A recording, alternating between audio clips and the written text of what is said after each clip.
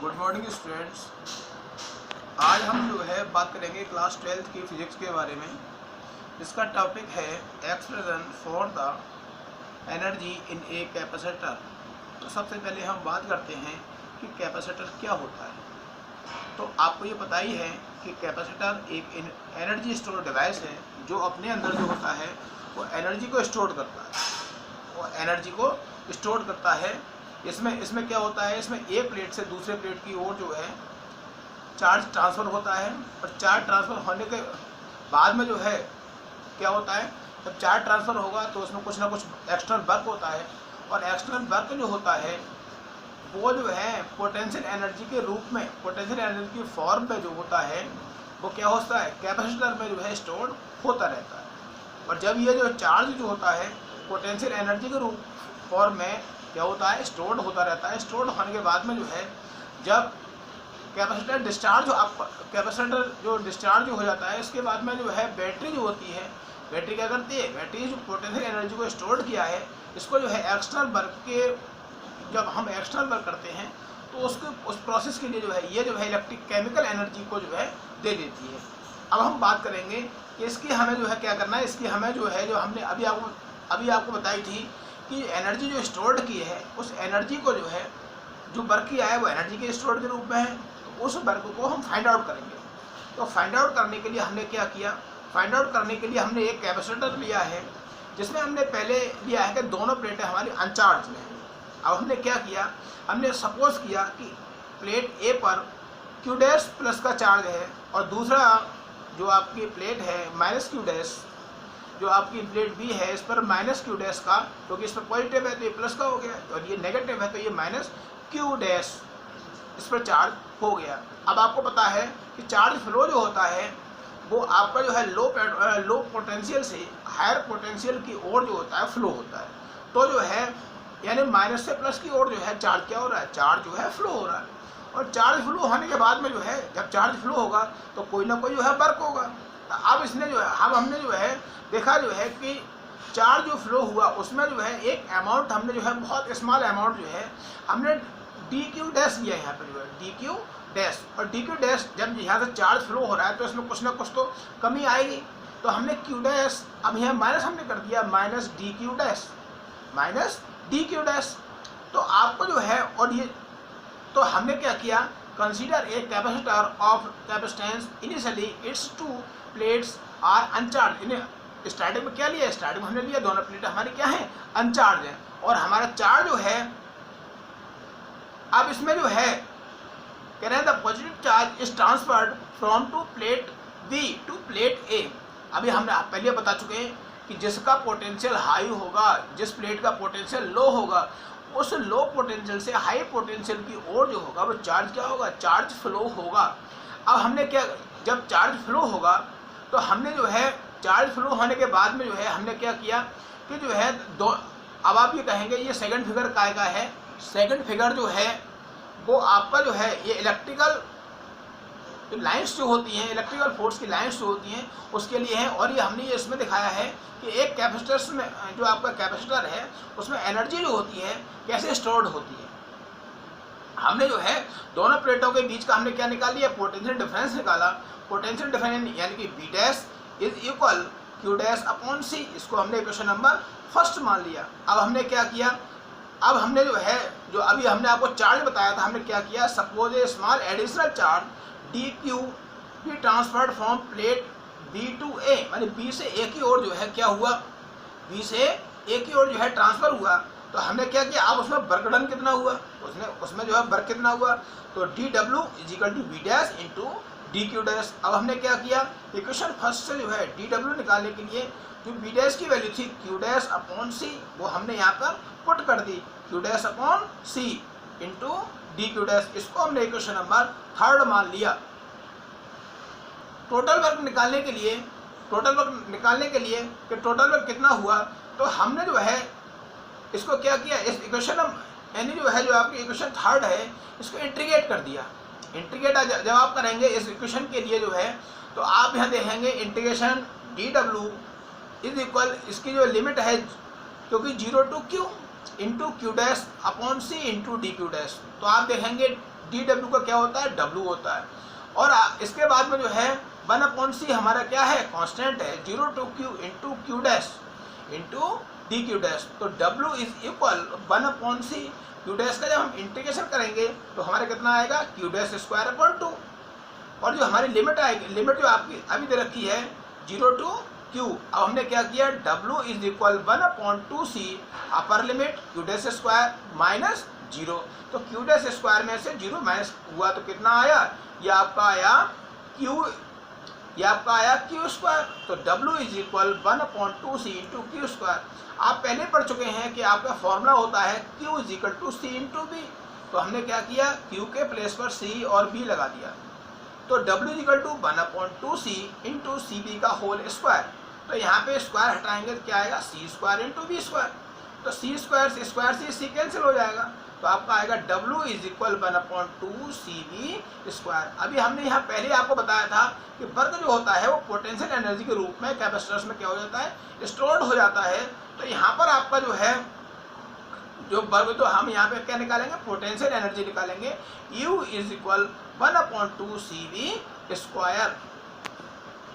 अगला टॉपिक हम आपको ले रहे हैं रीडिस्ट्रीब्यूशन ऑफ चार्ज, कि चार्ज का रीडिस्ट्रीब्यूशन। तो हमने क्या किया, चार्ज के रीडिस्ट्रीब्यूशन के लिए 2 कंडक्टर हमने यहाँ पे लिए हैं, कंडक्टर ए और कंडक्टर बी, दोनों हमारे पॉजिटिव चार्ज हैं। दोनों को हमने क्या किया है, कंडक्टर ये C1 है, ये कंडक्टर आपका C2 है, कैपेसिटर आप ले सकते हैं। दोनों को हमने एक जो है थिन वायर से क्या कर दिया है, कनेक्ट कर दिया है।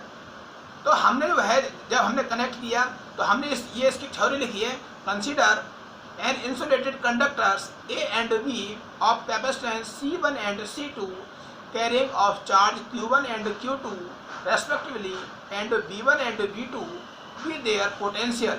यानी इनका जो है C1 and C2 क्या है, कैपेसिटेंस है, Q1 और Q2 इन दोनों कैपेसिटेंस पे क्या है, इन दोनों कैपेसिटेंस पे चार्ज है, और इनके पोटेंशियल जो है हमने जो है B1 और B2 जो है कंसीडर किए हैं। तो आपका जो है Q is equal to C into B से पहले फर्स्ट पे हमने A पर चार्ज निकाला, तो Q1 इज इक्वल टू क्या आया, C1 इंटू B1। सेकेंड पे निकाला तो हमारा क्या आया, B पे निकाला, Q2 is equal to C2 into V2।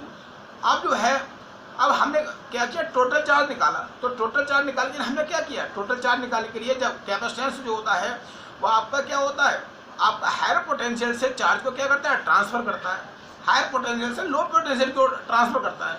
और जब तक ट्रांसफर करता रहता है कि जब तक जो है दोनों का जो है तो पोटेंशियल सेम ना हो जाए। जब दोनों का पोटेंशियल हमारा जो है सेम हो जाएगा तो इस पर चार्ज कितना था, Q1, और इस पर चार्ज कितना था, Q2। जब इसने रीडिस्ट्रीब्यूट किया तो टोटल चार्ज कितना निकल के आ गया, टोटल चार्ज आपको निकल के आ गया Q1 प्लस Q2, क्योंकि Q1 इसका था और Q2 इसका था, तो टोटल चार्ज कितना आया, Q1 प्लस Q2।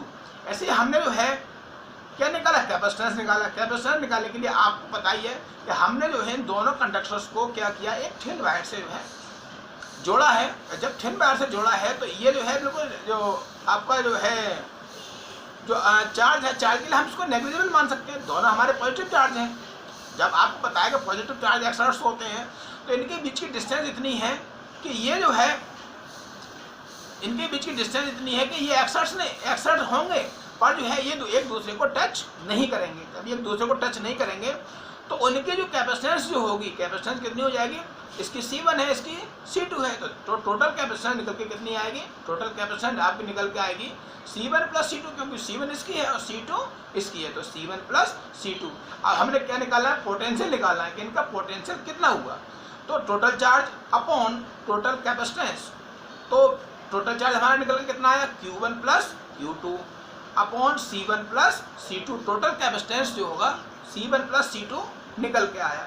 अब जो है Q1 प्लस Q2 की वैल्यू हम यहाँ पे पुट करेंगे इक्वेशन फर्स्ट और सेकंड से। तो यहाँ आप देख रहे हैं but from equation first and second, तो Q1 एंड Q2 की जो वैल्यूशन जो है वो हमने यहाँ पे पुट कर दी। आप ये देख रहे हैं C1 B1 C2 B2, तो यहाँ पे हमने ये वैल्यूशन पुट करके और जो है पोटेंशियल को निकाल लिया है।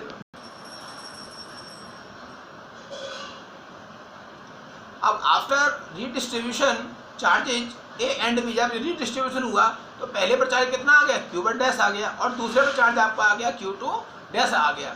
अब इसके बाद में जो है हमने क्या किया, पहले पर चार्ज हमारा कितना है, Q1 dash is equal to C1 into V, क्योंकि पोटेंशियल हमारा क्या हो गया, सेम हो गया। दूसरे हमारे क्या आ गया, Q2 डैश आ गया, तो Q2 dash is equal to C2 into B. अब हमने क्या किया, अब हमने जो है दोनों का रेशियो निकाला, तो Q1 dash upon Q2 dash C1 B upon C2 B, तो B से B आपका कैंसिल हो गया, तो आपका निकल के कितना आया, Q1 dash upon Q2 dash is equal C1 upon C2। तो जो है अब रीडिस्ट्रीब्यूशन के बाद में हमारा जो है क्या पता पड़ा, हमारा ये पता पड़ा कि the charges on the conductors are in the ratio of their capacitance, मतलब C1 और C2 का रेशियो निकल के आ गया। अब इसके बारे में हम और बात करेंगे कि इसमें जो है एनर्जी का लॉस कितना हुआ। जो हमारा चार्ज था रीडिस्ट्रीब्यूशन वाला जो है, उसमें जो है जो चार्जेज में था कि उसमें एनर्जी का लॉस कितना हुआ, तो उस लॉस को हम यहाँ पे जो है क्या करेंगे, फाइंड आउट करेंगे। और फाइंड आउट करने के बाद जो है तो हम देखेंगे कि हमारा एनर्जी में लॉस कितना हुआ। तो उसके लिए हमने जो है कह रहे C1 and C2 be the capacitance and B1 and B2 be the potential of the two conductors, मतलब जो है पहले और दूसरे की जो है जो कैपेसिटेंस है उनको C1 एंड C2 लिया है, और इनके पोटेंशियल जो है वो B1 एंड B2 है। कह रहे हैं potential of the two conductor before they are connected together, यानी कि जोड़ने से पहले इनको जो है हमने क्या किया, पोटेंशियल एनर्जी हमने निकाली, पोटेंशियल एनर्जी निकाली, हमारी निकाली कितनी आई, U of I is equal to 1/2 C1 B1 square plus 1/2 C2 B2 square. अब हमने क्या किया, दोनों कंडक्टर्स को प्लस कर जोड़ दिया हमने जो है, कह रहे आफ्टर कनेक्शन के बाद में जो है इनका जो कॉमन पोटेंशियल डिफरेंस हो जाएगा वो कितना हो जाएगा, B हो जाएगा। तो B is equal total charge upon total capacitance, जो हमने B इज इक्वल हमारा कितना है, Q1 plus Q2 upon C1 plus C2। अब हम यहाँ पे putting the value of Q1 and Q1 और Q2 की हमने यहाँ पे वैल्यू पुट कर दी, C1 B1 plus C2 B2 upon C1 plus C2। अब इसके बाद में जो है कनेक्शन के बाद में जो पोटेंशियल एनर्जी निकल के आई वो हमने फाइंड आउट करेंगे वो कितनी है, तो UF is equal 1/2 C1 B square plus 1/2 C2 B square, क्योंकि यहाँ पे B तो दोनों के सेम है, तो हमने क्या किया, B स्क्वायर हमने कॉमन ले लिया, C1 प्लस C2। अब ये वाली वैल्यू जो है हमने कहाँ पुट कर दी, ये वाली वैल्यू हमने जो है कह रहे putting the value of B, यहाँ पे B की वैल्यू हमने जो है पुट कर दी जो अभी हमने यहाँ पे निकाली थी। तो UF is equal to 1/2 C1 B1 plus C2 B2 upon C1 plus C2 का whole square into C1 plus C2। तो स्क्वायर से C1 प्लस C2 कैंसिल हो गया, तो UF निकल के आई 1/2 C1 B1 square plus C2 B2 square का whole square upon C1 plus C2। ये तो हमारी इनिशियल और फाइनल जो है एनर्जी निकल के आ गई। इसके बाद हम क्या निकालेंगे, एनर्जी लॉस। एनर्जी में लॉस कितना हुआ, तो delta U is equal to initial energy minus final energy, हमने यहाँ पे पुट कर दी। तो यहाँ पे आप देखेंगे U is equal to 1/2 C1 B1 square plus 1/2 C2 B2 square, ये हमारी क्या हो गई, ये तो हमारी इनिशियल एनर्जी हो गई। 1/2 C1 B1 plus C2 B2 का whole square upon C1 plus C2, ये हमारी फाइनल एनर्जी हो गई। अब हमने इसका एलसीएम ले लिया, एलसीएम कितना आया, C1 प्लस C2, 1/2 हमने कॉमन ले लिया। अब हमने इसकी क्रॉस मल्टीप्लाई कर दी, C1 B1 square into C1 into C2 plus C2 B2 square into C1 plus C2 minus C1 B1 plus C2 B2 का होल स्क्वायर। अब हमने अंदर मल्टीप्लाई की, अंदर मल्टीप्लाई आप देख रहे हैं C1 square B1 square plus C1 C2 B1 square, केवल हमने मल्टीप्लाई किया, कुछ नहीं किया, plus C1 C2 B2 square plus C2 B2 square. अब हमने यहाँ पे क्या किया, यहाँ पे हमने A प्लस B का होल स्क्वायर लगाया और माइनस से हमने अंदर मल्टीप्लाई कर दी, तो C1 B1 square minus C2 B2 square minus 2C1 C2 B1 B2।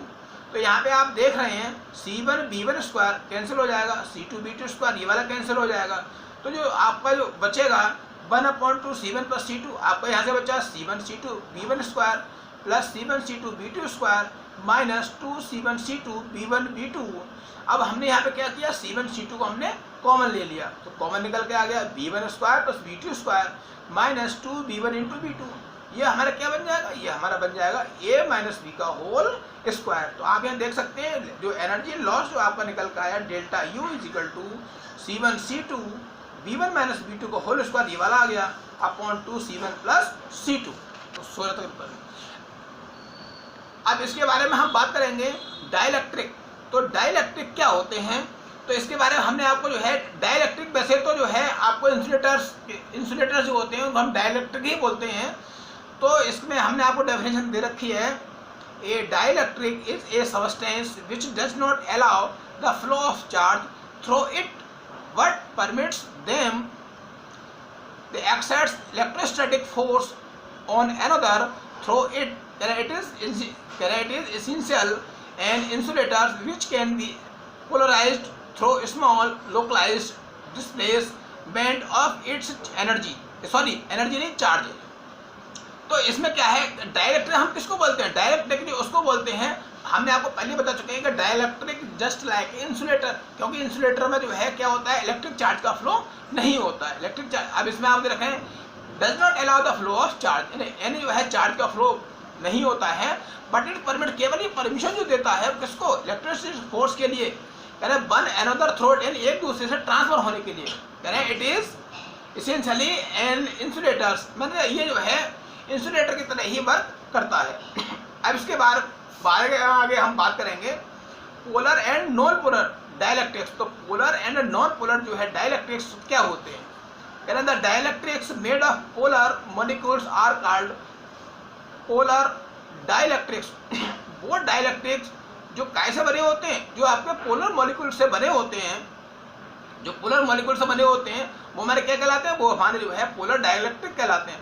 Polar dielectric आपको जैसे आपका HCl है, NH3 है, H2O है, CH3OH है, एक्सेट्रा, इसके अलावा और भी हो सकते हैं।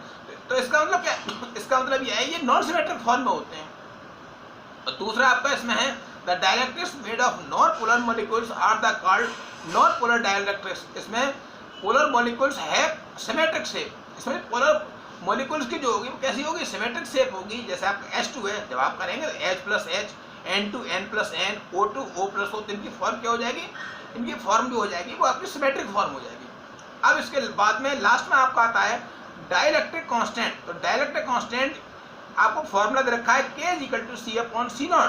तो रेशियो जो होगा वो डाइलेक्ट्रिक कांस्टेंट कहलाएगा। कहना it is the ratio of the capacitance C of the capacitors with the dielectric as the medium of its capacitance C0 where conductor are in vacuum। जब कोई कंडक्टर वैक्यूम में रखा हुआ होता है तो C और C0 का जो आपका रेशियो जो होता है वो डाइलेक्ट्रिक कांस्टेंट कहलाता है।